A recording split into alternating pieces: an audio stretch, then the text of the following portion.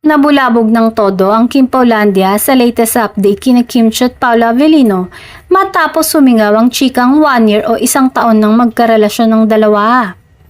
Naging sentro ng argument at iba't ibang opinyon ang naturang balita sa lahat ng mga fans.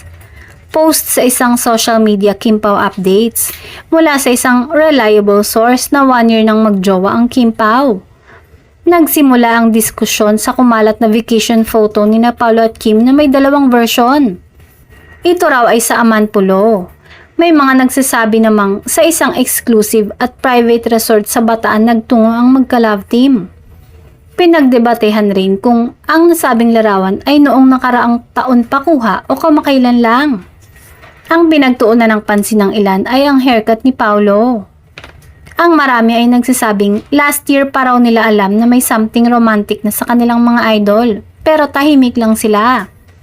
Ang ilan naman ay nagsasabing hindi dapat pangunahan at pakialaman sina Kim at Paolo sa kanilang privacy. Pero sa kabuuan, marami ang masaya sa iisang sentro ng usapan, ang pagiging magjowa ng Kim Pao. Maging masaya na lang daw ang lahat lalo na't hindi delulu lang ang inaasam nilang pagiging magkasintahan ni na Kim at Paolo.